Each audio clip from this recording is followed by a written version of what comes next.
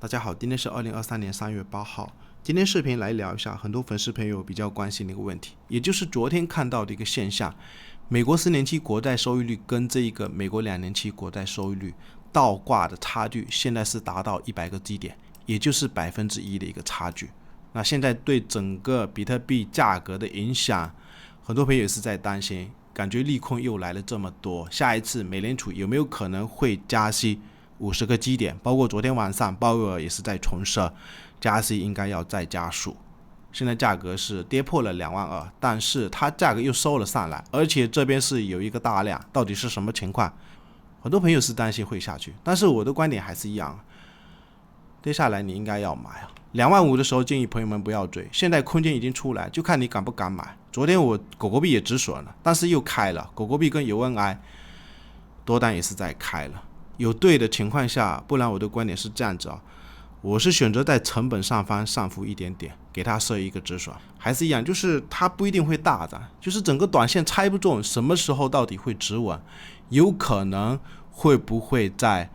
下一次3月23号美联储只加息50个基点的时候，一个大利空才会有可能会涨。等一下再来跟大家聊啊。复盘之前可以对我们的 YouTube 也可以我们邀请链接注册，或者也可以加入我们 Discord 社群，上面有程序交易的买卖信号。我们先来看一下这一个美国10年期国债收益率跟这个2年期美国国债收益率，它整个收益的情况啊。目前2年期国债收益率的情况是在5%左右，也就是这一个5%点几，但是10年期国债收益率是在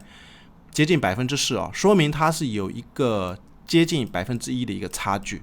有玩过国债或者是玩过一些利率期货的朋友应该都知道，按道理长期国债的收益率，因为你持有的时间更长，收益率应该是要高于短期国债的一个收益率啊。所以这个问题我想跟大家讲的一个情况是，它早在去年7月份或者是8月份的时候都已经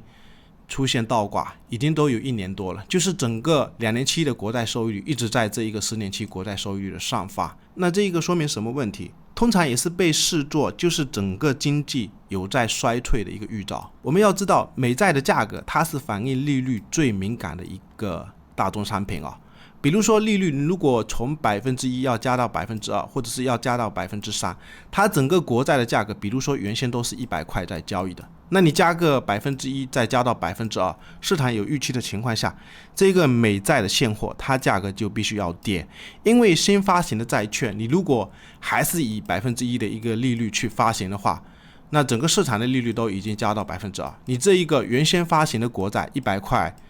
你应该就要跌，是不是就要跌到99啊，或者是跌到98，才有可能对整个市场有吸引力？所以美债现货在跌的情况下，它这一个收益率才会涨。但是我个人这个观点，整个美债收益率它倒挂的时间已经都快接近1年了，有没有可能最坏的一个情况就是这一个100个基点？既然看到国债收益率是在倒挂，美联储有可能还会继续再加息，也就是下一次会不会加息50个基点？整个市场最关心的还是就是这一个美国的 CPI。上一次是有跟大家预期，有可能整个预测值6.2会达不到这个预期，后面最终公布的结果是在6.4。既然市场有可能会担心美国的经济会衰退，衰退要怎么来治？有可能就是用货币政策来刺激啊。所以我的观点是这样子哦，目前美国的利率是在4.75%，那下一次有没有可能只加息25个基点来到5%？而且全球的很多机构预测的一个美联储利率的分值，有可能是在5.2%左右啊，也是不排除，或者是就是在5%。我的观点有可能不排除下一次会再加息50个基点都有可能啊。所以市场是这样子的，就是想跟大家聊一下，上一次波段来到高位的时候，整个市场看到的一个现象就是美联储只加息50个基点，高位的话它利好不一定是利好，它会跌下来。那上一次在这个位置哦，美联储只加息25个基点，也是在整个波段高位的时候，利好不一定是利好。那现在空间已经跌下来了。14号我们要去留意一下 CPI 的一个数值，现在还没有看到一个预测值啊，到底会在6.4，还是说有没有可能是在6.3附近徘徊？我估计有可能 CPI 还是会徘徊一段时间。然后我们要留意的就是3月23号，有可能现在空间是在低位。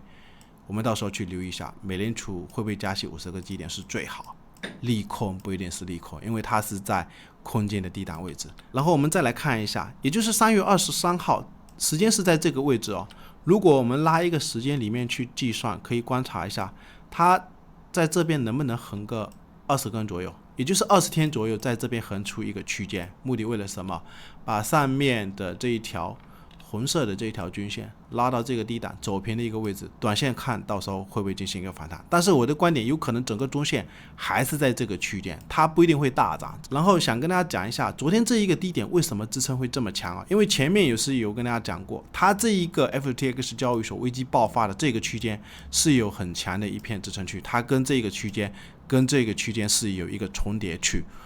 然后我们如果看一下它的整个周线，其实想跟大家讲一下，周线这边是有一个非常强势的一个塔形底，也就是门神的一个结构，这两根 K 线是在呼应啊，呼应。那目前的区间，我的观点有可能就是周线，它只是在这边横盘或者是箱体震荡。然后还有一点想跟大家聊一下，什么时候会涨，也就是前几天有跟大家讲过，这一条欧美的主力非常看重的50的一个周均线啊。它压力还是压力，但是什么时候会形成一个支撑或者是走平的一个情况，不是有跟大家讲过吗？目前50周的成本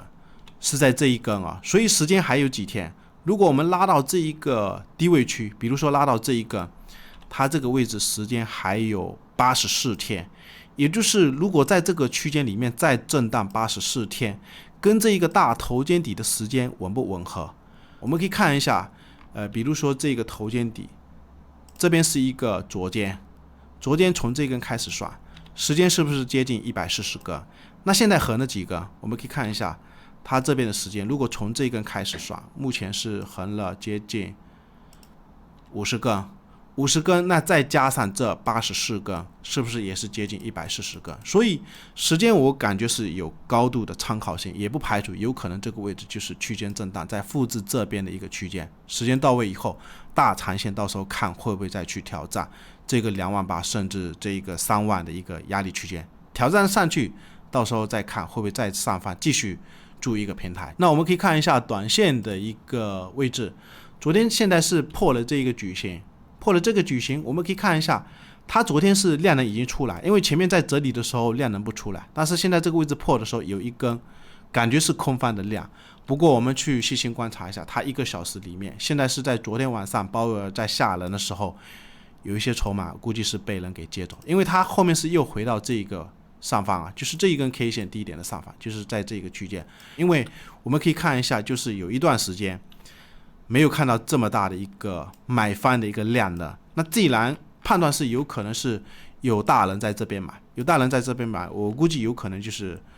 有人要在这边守啊，不一定会破得下去，但是能不能马上涨也不一定啊。我们可以观察一下，它最好能回到这个$22,500上方，那有没有可能说明它这一个矩形其实就是一个破底方？如果能回到这个$22,400附近，就是这一根 K 线的收盘价附近上方，有可能会不会反到这一个矩形的上方，也是不排除。但是翻上去，我的观点还是一样，有可能还是在震荡，因为也是跟大家讲了有一段时间，如果我们看4个小时的这一个丝绸线，它到现在都还没有测这一个60MA， 它能不能测个2次到3次这个60MA， 有可能整理到位，到时候看是不是在3月23号会出利空的情况下，比特币会不会开启一波短线的上涨？但是上涨我的观点也是一样，有可能整个中线目前还是在整个箱体震荡的一个结构啊。最后还是一样，可以对我们的 YouTube。